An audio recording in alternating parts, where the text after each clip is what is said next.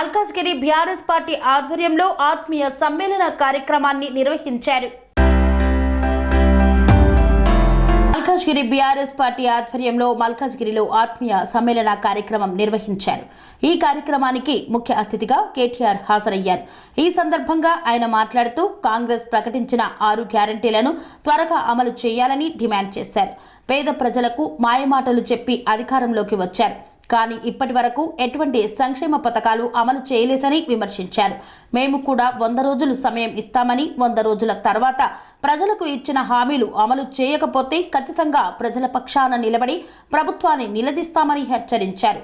అప్పుడే కరెంటు కట్టింగులు ప్రారంభం చేశారని, ఇంతకుముందు మన ప్రభుత్వం ఉన్నప్పుడు ఇటువంటి పవర్ కట్టింగులు ఎప్పుడైనా ఉన్నాయా అని ప్రజలను ప్రశ్నించారు.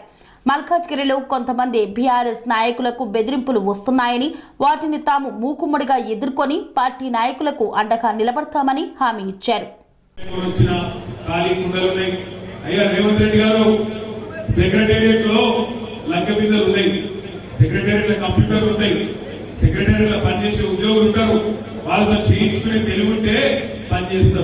ప్రజలకు సేవ చేస్తారు.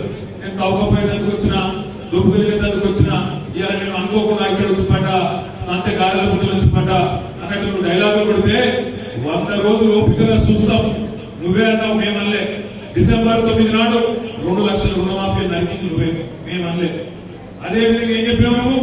అమ్మా, ఆడపిల్లలందరికీ నేను విజ్ఞప్తి చేస్తున్నా, డిసెంబర్ బిల్లు కట్టకుండ్రి, జనవరి బిల్లు కట్టకుండ్రి, సోనియా గాంధీ కడతా నువ్వే చెప్పావు, మేము చెప్పలేదు. అందరు చూస్తున్నారు ఇవాళ ఆడబిడ్డలు, 1,57,00,000 మంది ఆడబిడ్డలు ఎదురు చూస్తున్నారు. ఏమని? 18 ఏళ్ల నుండి ఆడబిడ్డలు రాష్ట్రంలో మొన్న ఓట్లు వేసిన వాళ్ళు 1,57,00,000 మంది అందరూ కళ్ళలో ఒత్తులేసుకొని చూస్తున్నారు. ఎప్పుడు స్టార్ట్ అయితే నెలకు 2,500 ఇచ్చే కార్యక్రమం మహాలక్ష్మి అని ఎదురు చూస్తూ ఉన్నారు. ఇంటింటికి 200 యూనిట్లు ఫ్రీ అన్నాం. రైతులు ఎదురు చూస్తున్నారు 2 లక్షల రుణమాఫీ రైతులు. మేము కూడా 100 రోజులు ఓపిక ఉంటాం. మార్చి 15 నాడు 100 రోజులు నిండుతాయి. మార్చి 17 తర్వాత ఎట్లా అయితే మొన్న శాసనసభ ఎన్నికల్లో GHMCలో ప్రజలందరూ ఒకటై చైతన్యాన్ని ప్రదర్శించి ఈ గులాబీ జెండాను గెలిపించుకున్నారు. నేను అందరికీ చెప్పినప్పుడు ముఖ్యమంత్రి గారిని మీరు గమనించండి, ఆయన వైఖరి గమనించండి. మన పార్లమెంట్ లో కేంద్ర ప్రభుత్వం బడ్జెట్ పెడితే బీజేపీ ప్రభుత్వం తెలంగాణకు గుండు 0 ఇచ్చింది, ఏమి ఇయ్యలేదు. ఒక ఆరోపి లేదు, ఒక కొత్త రైలు లైన్ లేదు, ఏమి లేదు. కానీ ముఖ్యమంత్రి గారికి కానీ ఇక్కడికి వచ్చి మాత్రం కేసీఆర్ గారి మీద నోటికి వచ్చినట్టు ముఖ్యమంత్రి అనే మాట కూడా మర్చిపోయి నోటికి వచ్చిన బూతులు తిరుగుతా ఉన్నాడు. మీరు చూస్తా ఉన్నారు. కేసీఆర్ గారి వయసు అంటే గౌరవం లేదు, తెలంగాణ తెచ్చిన నాయకుడు గౌరవం లేదు. 10 ఏళ్ళు ముఖ్యమంత్రి, ప్రజల చేత ఎన్నుకోబడ్డ ముఖ్యమంత్రి అనే విలువ కూడా లేకుండా నోటికి వచ్చినట్టు మాట్లాడుతూ ఉన్నాడు. మాట్లాడటం మాకు కూడా వస్తుంది, బూతులు మాకు కూడా వస్తాయి, తిట్టుడు మాకు కూడా వస్తుంది. అదే పెద్ద ముచ్చట కాదు. కానీ ఇవాళ నువ్వు ముఖ్యమంత్రివి, ప్రజలకు ఇచ్చిన మాట బంద్. నువ్వు బంద్ చేయకపోతే 100 రోజుల తర్వాత మేము తిట్టే తిట్లు మళ్ళా నువ్వు కూడా తట్టుకోలేవు. మాట కూడా పెద్ద పెద్ద మాటలు. అక్కడేమో గుప్పు మేస్త్రి గారు అట్లా మాట్లాడుతున్నాడు. 30 లక్షల ఓట్లు ఉండే కాన్స్టిట్యూన్సీలో 4-5 వేల ఓట్లు మనకు వస్తే అయ్యే పోతుండే. కానీ ఆ రోజు ఒక అలసత్వం, అన్ని మనమే గెలిచినాం కదా, ఏముందిలే అని కొద్దిగా లైట్ గా తీసుకున్నాం. ఈసారి అట్లా కాకుండా గట్టిగా కొట్లాడతాం. ఈసారి గుర్తుపెట్టుకోండి, ఇప్పుడే సోదరు చెప్పినట్టు అక్కడ మల్కాజ్గిరి పార్లమెంట్ గొంతు ఢిల్లీలో ఇవ్వడాలంటే కాంగ్రెస్ వాళ్ళతో బీజేపీలతో కాదు. ఏం చెప్పి గెలిచింది రేవంత్ రెడ్డి లాస్ట్ టైం? ప్రశ్నించే గొంతు ఉండాలన్నాడు. ఏం ప్రశ్నించిండు? మల్కాజ్గిరిలో ఆరోగ్యం లేకపోతే ప్రశ్నించిండా? కంటోన్మెంట్ లో రక్షణ భూములు ఇవ్వకపోతే ప్రశ్నించిందా? మల్కాజ్గిరి పార్లమెంట్ లో కనీసం వరదలు వస్తే నాగోల్లో ఇంకా ఇక్కడ ఆనందబాగ్ లో కనీసం ఎందుకు రూపాయి మోడీ గారు అని ప్రశ్నించిందా? ఎవరైనా ప్రశ్నించింది, ఇక్కడ ప్రశ్నించింది. అందుకే నేను అనేది, ఎన్నటికైనా కాంగ్రెస్ బీజేపీ పార్టీలకు వాళ్ళ గొంతెల్లదు. ఢిల్లీలో మాట్లాడాలంటే దమ్ముండదు. ఎందుకంటే అవతల రాహుల్ గాంధీ, అవతల మోడీ ఉంటే వాళ్ళని చూస్తే పక్కకెళ్ళి మాట రాదు. అందుకే ఢిల్లీలో పార్లమెంట్ లో మళ్ళీ గర్జించాలంటే ఈ గులాబీ జెండానే గర్జించగలుగుతుంది తప్ప మిగతా వాళ్ళ కాదు. ఎందుకంటే మనకు భాషలు ఇక్కడ ఉన్నారు, వాళ్ళ భాషలేమో ఢిల్లీలో, గుజరాత్ లో ఉన్నారు. అందుకే నేను ప్రార్థించేది, ఢిల్లీలో కూడా మన గొంతు ఉండాలి. ఢిల్లీలో కూడా గులాబీ జెండా ఎగిరితేనే తెలంగాణ రాష్ట్ర ప్రయోజనాలను పరిరక్షించే, తెలంగాణ అస్తిత్వాన్ని పరిరక్షించే ఒక గులాబీ పతాకం అక్కడ ఎగిరితేనే మన ఎంపీలు పార్లమెంట్ లో ఉంటేనే మన రాష్ట్రానికి లాభం అవుతుంది, మనందరికీ మన ప్రజలకు లాభం అవుతుంది. దయచేసి రానున్న రోజుల్లో ఏప్రిల్లో ఎన్నికలు జరుగుతాయని చెప్తా ఉన్నారు మల్కాజ్గిరి. కానీ మల్కాజ్గిరి పార్లమెంట్ మీద ఎవరు అభ్యర్థిగా వచ్చినా, కేసీఆర్ గారు ఎవరికి అవకాశం ఇచ్చినా అందరం ఎట్లయితే రాజశేఖర్ కోసం ఒక పార్లమెంట్ అభ్యర్థి ఇంటికి పోలేడు, అసెంబ్లీ అభ్యర్థి ప్రతి డివిజన్ కి రాగలుగుతాడు. కానీ పార్లమెంట్ అభ్యర్థి ప్రతి డివిజన్ కి, ప్రతి గల్లీకి, ప్రతి కాలనీకి, ప్రతి బస్తీకి రాలేదు. అందుకే మనమే భుజానేసుకోవాలి జెండా, మనమే భుజానేసుకోవాలి బాధ్యతను. మీ కష్టాల్లో మేము తోడుగా ఉంటాం. ఎన్నికల్లో మీరు కూడా అదే కథనోత్సాహాన్ని ప్రదర్శించి ప్రతి డివిజన్ లో మొన్నట్లయితే 50,000 ఓట్ల మెజారిటీ మల్కాజ్గిరి శాసనసభకి ఇచ్చిండ్రో, రేపు పార్లమెంట్ లో అంతకంటే ఒక ఓటు ఎక్కువనే తెచ్చే ప్రయత్నం మీరందరూ చేయాలని మనస్ఫూర్తిగా కోరుతూ, మరి ఇప్పటికే మీ అందరూ ప్రతి ఆడబిడ్డ, ప్రతి అన్న, ప్రతి తమ్ముడు ఆలోచనతో అభివృద్ధి జరగాలి అంటే కేసీఆర్ ఉండాలి. ఖచ్చితంగా గులాబీ మొత్తంగా మనకే అవకాశం ఇచ్చినారు. ఒకటే ఒకటి మిస్ అయినా, అది కూడా తప్పితే మిస్ అయినా. ఆ కోసమయంలో రాజా సింగ్ ఒక్కడే తప్ప కొద్దిగా మిస్ అయ్యింది, కానీ లేకపోతే అది కూడా మొత్తంగా క్లీన్ స్వీప్ అయి హైదరాబాద్ లో ఎక్కడ కూడా వేరే జెండా కనబడే పరిస్థితి మన జరిగిన శాసనసభ ఎన్నికల్లో. కానీ బయట జిల్లాల్లో కాంగ్రెస్ పార్టీ చెప్పిన మోసపు మాటలు, 420 హామీలు, 420 హామీలు ఏవైతున్నాయో, మీకు బస్సు ఫ్రీ, బంగారం ఫ్రీ, ఇది ఇస్తాం, అది ఇస్తాం అని చెప్పి మొత్తం జిల్లాలో ఉండే అమాయకులైన కొంతమంది ఆడబిడ్డలను, అన్నదమ్ములని ఆగం చేసి మోసం చేసి ఓట్లు వేయించుకొని గద్దెనెక్కినారు. గద్దెనెక్కి 60 రోజులు అయింది. ఈ 60 రోజుల్లోనే రాష్ట్రంలోని ప్రతి గ్రామంలో చర్చ జరుగుతా ఉన్నది. ఈ 60 రోజుల కంటే ముందు ప్రభుత్వం ఎట్లుండే, ముందు పరిస్థితి ఎట్లుండే, ఇవాళ ఎట్లా ఉన్నదో ప్రతి గ్రామంలో చర్చ జరుగుతా ఉన్నది. రైతులు చూసుకుంటా ఉన్నారు ఒకరి ముఖాలు వరకు, అయ్యో ఎంత పని చేస్తుంది. కేసీఆర్ గారు ఉన్నప్పుడు వారం 10 రోజుల లోపల మన ఫోన్లన్నీ టింగు మనం మోగుతుంటే 7,600 కోట్ల రూపాయలు మన 70 లక్షల మంది రైతుల ఖాతాల్లో రైతు బంధు పడుతుండే. కానీ ఈ ప్రభుత్వం వచ్చినాక 60 రోజులైంది. 10,000 కాదు 15,000 ఇస్తామన్నారు. కానీ ఇప్పటి వరకు ఆ 10,000కే దిక్కు లేదు అని చెప్పి రాష్ట్రంలోని రైతులందరూ బాధపడే పరిస్థితి. అదేవిధంగా కరెంటు కోతలు చాలు అయినాయి. మల్కాజ్గిరిలో కూడా చాలా అయినాయా? పోతుందా కరెంటు? పోతలేదు, పోతుందా? మళ్ళీ కొట్టుకోవాలి ఇన్వర్టర్లు, జనరేటర్లు. ఎందుకంటే ముందే చెప్పిన మనం కాంగ్రెస్ కావాలన్నా కరెంటు కావాలన్నా తినకపోతే ఏమేమి ఇవ్వాలా? కరెంటు కూడా పోయే పరిస్థితి. గ్రామాలలో మరొకసారి ఇవాళ మోటార్లు కాలిపోవడు, ట్రాన్స్ఫార్మర్లు వేలిపోవడు, గడగాలు కూడా రాలేదు. ఆల్రెడీ కరెంటు కష్టాలు చాలు అయినాయి. ఫ్రీ బస్ అని పెట్టుకోమండి. ఆ ఫ్రీ బస్ ఏమైతుందో ఆకంటే బాగా మీకు ఇట్లాంటి విషయాలు. ఆడబిడ్డలు ఒకరు చుట్టుపక్కల కొట్టుకుంటారు, అక్కడక్కడ చెప్పులతో కొట్టుకున్నారు. ఇంతకంటే దుర్మార్గమైన పరిస్థితి నేను చూడలేదు. ఒక దిక్కేమో ఆడబిడ్డలు గుద్దుకునే పరిస్థితి వచ్చింది, ఇంకో దిక్కు టికెట్ కొనుక్కున్న మొగోళ్ళు వాళ్ళు నిలబడి వాళ్ళు తిట్టుకునే పరిస్థితి వచ్చింది. బయటనేమో 6.5 లక్షల మంది ఆటో డ్రైవర్లు రెక్కాడితే కానీ రెక్కాడ వాళ్ళు తిట్టుకుంటా ఉన్నారు. మార్పు వదిలేసినాం, మా కొబ్బరి మూసుకున్నాడు అని చెప్పి ఆయన వాళ్ళు తిరుగుతా ఉన్నారు. నేను నిన్న కుత్బులాపూర్ నియోజకవర్గానికి పోయినా. షాపూర్ లో ఒక మార్కెట్ ఉంటే ఆ మార్కెట్ లో పోయినా. ఒక పెద్ద మనిషి కలిసి నాకు సులోచనమ్మ అని ఆమె ఒకటే చెప్పింది, కొడుక మేమైతే హైదరాబాద్ లో మంచిగా ఆలోచన చేసి ఒకటి వేసినాం, ఊళ్ళలోనే మూసపోయినరు, తినే పల్లెల్లా ఆయనతో మనం వస్తున్నారని చెప్పి ఆ పెద్దమ్మ చెప్తుంటే ఇవాళ నాకు ఊళ్ళలో అనుకుంటున్న మాటలు కూడా నిజమే అనిపిస్తా ఉన్నది. పెద్ద మాటలు చెప్పిండ్రు, మేము ఇది చేస్తాం, అది చేస్తాం. కేసీఆర్ 10,000 ఇస్తే మేము 15,000 ఇస్తాం. కేసీఆర్ 2,000 పెన్షన్ ఇస్తే మేము 4,000 ఇస్తాం. ఆడబిడ్డలందరికీ నెలకు ప్రతి ఒక్క మహిళకు 2,500 ఇస్తాం అని చెప్పి నోటికి వచ్చిన మాటలు చెప్పి మన సెక్రటేరియట్ పోయి ముఖ్యమంత్రి గారు మాట్లాడుతున్నాడు. ఎంత సిగ్గుచేటు ఒకసారి ఆలోచన చేయండి. ఆయన అంటే అక్కడ పోయి మేమేదో ఇక్కడ లంక బిందెలు ఉన్నాయనుకొని వచ్చినాం, లంక బిందెలు లేవు, ఖాళీ కుండలు ఉన్నాయంటూ. కానీ ఆయన ఇదివరకు ఏం చేస్తున్నాం నాకైతే తెలియదు. లంక బిందెల కోసం ఎవరు తిరుగుతారు? గడ్డపార కట్టుకొని, తటపార కట్టుకొని, నెత్తి మీద తువాల కట్టుకొని అర్ధరాత్రి దొంగలు తిరుగుతారు లంక బిందెల కోసం. ఏడ తిరుగుతారు? పాడుపడ్డ కోటలలో, పాడుపడ్డ దేవాలయాలలో, పాడుపడ్డ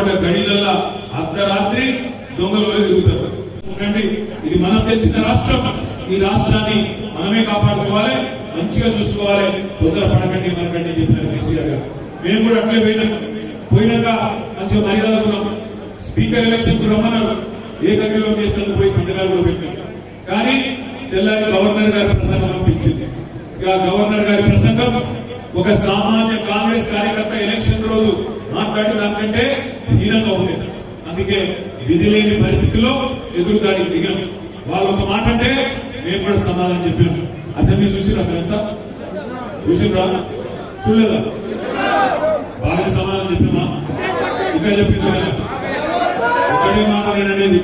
మరి కేసీఆర్ గారు తయారు చేసిన 2-3 సైనికులు మాట్లాడితేనే, 2-3 సైనికులు దాడి చేస్తేనే ఆయన పోయి చెప్పుకుంటున్నాడు ముఖ్యమంత్రి, నేను కృషి చదువుకోలేదు, ఇంకా ఏం చూసుకోలేదు, ఆ చెప్ప ఈ చెప్ప వాయిస్తున్నారు ఇప్పుడే అని చెప్తున్నాడు. మరి కేసీఆర్ గారు అడ్డుపెట్టే అసెంబ్లీలో ఎట్లా ఉంటుంది? నేను మీ అందరినీ ప్రార్థించేది ఒకటి, ఈ సంవత్సరం ఎన్నికల సంవత్సరం, పార్లమెంట్ ఎన్నికలు ఇదే సంవత్సరం ఉన్నాయి, పంచాయతీ ఎన్నికలు ఇదే సంవత్సరం ఉన్నాయి, మున్సిపల్ ఎలక్షన్ ఈ సంవత్సరమే ఉన్నాయి, సొసైటీ ఎలక్షన్ ఈ సంవత్సరమే ఉన్నాయి, జిల్లా పరిషత్ ఎన్నికలు కూడా ఇదే సంవత్సరం ఉన్నాయి. మనందరం కథనోత్సాహంతో, కొత్త ఉత్సాహంతో ఏదో తగ్గిపోయిందనే బాధ అవసరం లేదు. అధికారంలో లేవు, అది కూడా స్వల్ప తేడాతో కోల్పోయినాం. 1.85% తేడాతోనే అధికారాన్ని కోల్పోయినాం. కానీ హైదరాబాద్ లో మాత్రం ఎక్కడ చూసినా కార్పొరేటర్లైనా ఎమ్మెల్యేలైనా అందరూ మన వాళ్ళే ఉన్నారు. రేపు ఎంపీ కూడా మల్కాజ్గిరిలో మన వాళ్ళే గెలవాలా. మొన్న లాస్ట్ టైం రాజశేఖర రెడ్డి గారు పోటీ చేసిన మొత్తంగా కింది నుంచి మీద ప్రజాప్రతినిధులు వేల సంఖ్యలో ఉన్నారు. మల్కాజ్గిరిలో మీకు ఎక్కడ ఎవరికి ఏ చిన్న మొక్కుబడ్డ, ఎవరి మీద వేధింపులైనా, ఎవరు బెదిరించినా మొత్తం దండు కట్టుకొని బస్ ఎక్కి ఎవడో బెదిరిస్తుందని, ఎవడో అధికారి ఎగురుతుందని వాళ్ళ ఇష్టాల అనుగుణంగా డ్రామాలు చేస్తున్నాడు. భయపడకండి. ఎందుకంటే ఈ అధికారంలోకి వచ్చిన కొత్తలో ప్రతి ఒక్కరికి ఇట్లే ఎగురుతారు. కొత్త పిచ్చగారు లెక్క కొద్దిగా ఎక్స్ప్లెయిన్ చేస్తారు. పట్టించుకునే అవసరం లేదు. 3 నెలల తర్వాత, 100 రోజులు ఎండిన తర్వాత ప్రజల దగ్గరికి పోయే పరిస్థితి ఉండదు కాంగ్రెస్ నాయకులు. ఎందుకంటే వాళ్ళకు కూడా తెలుసు ప్రజలకు వీళ్ళు సాధగా మనం మంచి బంగారు పల్లెల్లో పెట్టి అధికారాన్ని వీళ్ళ చేతికి అప్పచెప్పిన, రాష్ట్రాన్ని వీళ్ళకి అప్పచెప్పిన, బంగారు దుర్గలాగా తయారు చేసిన రాష్ట్రాన్ని తలసరి ఆదాయంలో భారతదేశంలోని నెంబర్ 1 చేసి వీళ్ళ చేతుల్లో పెడితే ఇవాళ శ్వేతపత్రాలని ఇంకోటని తప్పించుకునే ప్రయత్నం చేస్తున్నారు. ఇచ్చిన హామీలు ఎగబెట్టే ప్రయత్నం చేస్తున్నారు. ముఖ్యమంత్రి సిగ్గు లేకుండా మాట్లాడుతున్నాడు. కేంద్రంలో కాంగ్రెస్ ప్రభుత్వం వస్తేనే నేను ఇచ్చిన 420 హామీలు నిలబెట్టుకుంటా అని సిగ్గు లేకుండా చెప్తా ఉన్నాడు. ఇంతకంటే సిగ్గుమాన మాట్లాడుతా. గత 10 సంవత్సరాల్లో మోడీ ప్రభుత్వం సహకరించకపోయినా, ₹1 ఇవ్వకపోయినా కేసీఆర్ గారు కళ్యాణ లక్ష్మి లేదా, షాదీ ముబారక్ లేదా, కేసీఆర్ కిట్టి నువ్వు తప్పించుకునేందుకు కాకపోతే సిగ్గుమాలిన మాటలు. కేంద్రంలో కాంగ్రెస్ వస్తేనే మేమేదో చేస్తాం. అదేం ఇంకా అసెంబ్లీ ఎన్నికలు చెప్పలే, కేంద్రంలో కూడా గెలిస్తేనే చేస్తాం, లేకపోతే ఇవన్నీ డొల్ల మాటలే అనే మాట ఆనాడు చెప్పలేదు. ఈ తప్పించుకునే మాటలను 100 రోజుల వరకు మేము కూడా ఓపికగా ఎక్కడ పెద్దవాళ్ళు చెప్తున్నారు. తొందరపడకండి, కొత్త ప్రభుత్వం అని పెద్దవాళ్ళు చెప్తా ఉన్నారు. మేము కూడా తొందరపడం, కానీ మేము తొందరపడం కానీ అట్లా చెప్పి మాటలు కూడా పడం. తప్పకుండా అవతల ఒక మాట అంటే దానికి దీటుగా సమాధానం చెప్పే సత్తా మనకున్నది. అసెంబ్లీకి పోయేటప్పుడు కేసీఆర్ గారు పెంచిండ్రు, ఎదుర్కొన్నాం. మనకు మన కార్పొరేటర్లకు మిడ్ నైట్ 12 గంటలకు వచ్చి కూడా మనం భయపడకుండా సిపి గారి దగ్గర కూడా తీసుకొని పోయి మనం కంప్లైంట్ చేయడం జరిగింది. దాని తర్వాత ఇండియన్ అంటే I4C అనేది ఒక ఇండియన్ గవర్నమెంట్ కి సంబంధించిన ఒక సంస్థ, వాళ్ళకు కూడా మనము ఈ యొక్క కంప్లైంట్స్ ని ఎస్కలేట్ చేసి వాళ్ళని జైలు పంపించేదాకా ఊరుకోమని ఈ సందర్భంగా మీ అందరికి తెలియజేస్తున్నాం. అదేవిధంగా ఇంకా మనకు జయలేస్ నగర్ లో ఎప్పుడో మే జూన్ లో వాళ్ళకి నోటీసులు వస్తే అవి నట్టి పెట్టుకొని మన జనవరిలో వాళ్ళకి నోటీసులు ఇవ్వడం జరిగింది. ఎవరైతే మన పార్టీకి బీఆర్ఎస్ పార్టీకి పనిచేసిందో వాళ్ళకే ఇచ్చి వాళ్ళ ఇంటికి తాళాలు కూడా తెప్పించిండ్రన్నా. ఆ తాళాలను కూడా పగల కొట్టించి వాళ్ళకి శ్రీరాలు తెప్పించి వాళ్ళ మళ్ళీ అదే ఇళ్లలో కూడా పెట్టడం జరిగింది. అదేవిధంగా ఎరెంట్మెంట్ లో మన స్ట్రీట్ వెండర్స్ కి వాళ్ళు స్ట్రీట్ వెండర్ ఉన్న పరంగా అలా వాళ్ళ చుట్టుముట్టు ఓటేసినందుకు వాళ్ళని కూడా డిస్టర్బ్ చేసి వాళ్ళ షాప్ వాళ్ళని కూడా 4 గంటలు కమిషనర్ ఆఫీస్ కూడా ధర్నా చేసి వాళ్ళని మళ్ళీ ఆ తాలూకు ఇప్పించేదాకా అక్కడి నుంచి కదలకుండా పోరాటం కూడా చేయడం జరిగింది. ఎన్ని కేసులు పెట్టుకున్నా, ఎన్ని ఆటంకాలు ఎదుర్కొన్నా మీ పక్షంగా నిలబడడానికి నేను కేటీఆర్ ఉన్నా, ఇక్కడ ఉన్న మన నాయకులందరూ కూడా నిలబడతారని తెలియజేస్తున్నాను. అదేవిధంగా ఇక్కడ మంచి ఒక సంస్కృతి ఉంది. చికెన్ షాప్ ఓనర్స్ ఒక అసోసియేషన్ ఉంది. వాళ్ళు ఎవ్రీ 500 మీటర్లపై ఒక చికెన్ షాప్ పెట్టుకోవాలని ఒక తీర్మానం చేసుకున్నాం. ఇందులో రోడ్డు మీద బైఠాయించి వాళ్ళని కూడా ఆపినాం. అదేవిధంగా రామ్కి డంపింగ్ యార్డ్ ని మత్స్య పొలాలలో వాళ్ళ ఇష్టానుసారంగా వ్యవహరిస్తున్న తీరుకి అక్కడ కూడా వెళ్ళి ఆ కాలనీ వాళ్ళందరూ కూడా ప్రొటెస్ట్ చేస్తే దానికి కూడా ప్రొటెస్ట్ అందరు కాలనీ వాళ్ళని ముందుకు తీసుకుపోయి వాళ్ళకి 2 ఎకరాలు వాళ్ళకి ఇస్తే 8 ఎకరాల కబ్జా పెట్టుకొని ఉండి అక్కడ చెత్తను అక్కడే పారపోస్తూ నానా గందరగోళం సృష్టించిన సందర్భంలో వాళ్ళని కూడా ఇవాళ ఒక కింద చెత్త పడకుండా ఎక్కించేటట్టు కూడా చేసి ముందుకు తీసుకుపోతున్నారు. ప్రతి ఒక్కరి ఇవాళ ఏ కాలనీ వాళ్ళు నుంచిన వాళ్ళతో పాదయాత్ర చేస్తూ ఎక్కడ ప్రాబ్లం ఉంది అని వాళ్ళతో కాలనీ వాళ్ళని మా గౌరవ కార్పొరేటర్లని లీడర్లను వెంబడేసుకొని తిరిగి 4 కిలోమీటర్లు కూడా నడిచి అవన్నింటినీ కూడా సమస్యను పరిష్కరించడానికి మీ సహకారం కూడా కావాలన్నా ఇలా ప్రభుత్వం మన లేదు, కాంగ్రెస్ ప్రభుత్వం ఉంది కాబట్టి మన ప్రజలకు సంబంధించిన పనులు చేయకపోతే పెద్ద ఎత్తున ఉద్యమించడానికి మా యొక్క ఇక్కడ లీడర్లందరూ వాటి పనులు కూడా పూర్తి చేస్తారని ఇలా హామీ ఇవ్వడం, రైల్వే అధికారులు కూడా హామీ ఇవ్వడం జరిగింది. అదేవిధంగా మన చెరువులకు సంబంధించిన సమస్య కూడా ఉంది. ఆ చెరువులకు సంబంధించి కొందరు ఓనర్స్ చేసిన కేసులను కూడా వాళ్ళందరినీ కూడా సమన్వయం చేసుకుంటూ వాళ్ళందరినీ ముందుకు తీసుకెళ్లి ఒక కాంప్రమైజ్ పొందుతున్నామన్నా. అదేవిధంగా రిజర్వాయర్ కి సంబంధించి గౌతమ్ నగర్ లో రిజర్వాయర్ గారిని కలవడం జరిగింది. ఏ పనికైనా ముందు తీసుకుపోతానని మీ సమక్షంలో మా యొక్క మల్కాజ్గిరి నియోజకవర్గ ప్రజలందరికీ కూడా నేను హామీ ఇస్తున్నాను. ఇంకొకటి, రాబోయేది ఎన్నికల కాలం, మన లోక్సభ ఎన్నికలు వస్తున్నాయి కాబట్టి చాలా అప్రమత్తంతో మనం వ్యవహరించాల్సిన అవసరం ఎంతైనా ఉంది. ఇప్పుడు మనకు ఒక రాము యాదవ్ గారు ఒక కార్పొరేటర్ మనకు ఒక విపత్రం ఎమ్మెల్యేకి ఇస్తారు. ఎమ్మెల్యే తీసుకెళ్లి ఎంపీకి ఇచ్చి రైల్వేలో నాకు సమస్యలు ఉన్నాయి, మాకు పూర్తి చేయాలనేది మనం ఇది ఒక చైన్ సర్కిల్ ని విడగొట్టుకుంటే మనకే ఇబ్బంది. ఇంతకుముందు ఎవరుంటే ఇక్కడ ఎంపీ రేవంత్ రెడ్డి ఉండే ఒక్క రైల్వే బ్రిడ్జ్ అయినా ఇక్కడ తీసుకొచ్చిందా? కాబట్టి మీరందరూ ఆలోచించాలా. ఆలోచించి మనకు చాలా మంది చెప్తున్నారు, అరే సెంటర్ లో మనకే పని ఉంటుంది. ఇప్పుడు మన అవసరాలు ఎవరో కాంగ్రెస్ లో బీజేపీ వాళ్ళు వస్తే మనకు ఎవరు చెప్పాలి? మనకి ఇంతమంది ఇక్కడ నాయకులు ఉన్నారు కాబట్టి మనము కేసీఆర్ గారు ఎవరినైతే ఆశీర్వదించి పంపిస్తారో ఈ జెండా కింద ఎవరిని పంపించినా ఏ కులం ఏ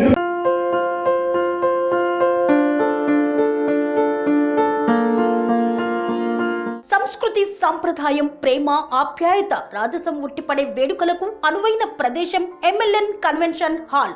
కని విని ఎరుగని రీతిలో జరిగే మీ ఇంటి కళ్యాణ వైభోగానికి అందమైన కళ్యాణ వేదిక MLN convention hall.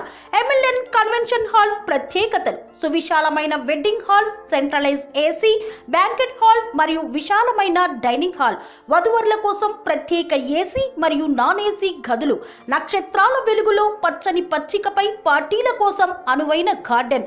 MLN convention లో సీసీటీవీ పర్యవేక్షణతో పూర్తి భద్రత. ఎక్స్పీరియన్స్ అండ్ ప్రొఫెషనల్ వర్కర్స్ గల అన్నపూర్ణ గ్రూప్ వారి సేవలు. 2000 వాహనాలు పార్కు చేసేందుకు సువిశాల పార్కింగ్ సౌకర్యం. మీ ఇంట జరిగే అన్ని శుభకార్యాలకు, పెళ్లి, reception, engagement, birthdays, get together, corporate events, ఏ ఇతర శుభకార్యాలకైనా అందమైన వేదిక ఎంఎల్ఎన్ కన్వెన్షన్ హాల్. బుకింగ్ కోసం సంప్రదించండి 7550438888 మరియు 7550428888. మా అడ్రస్ చీర్యాల లక్ష్మీ నరసింహస్వామి దేవాలయం ప్రక్కన, near outer ring road, Keesara junction, Cheeryal గ్రామం, మేడ్చల్ జిల్లా.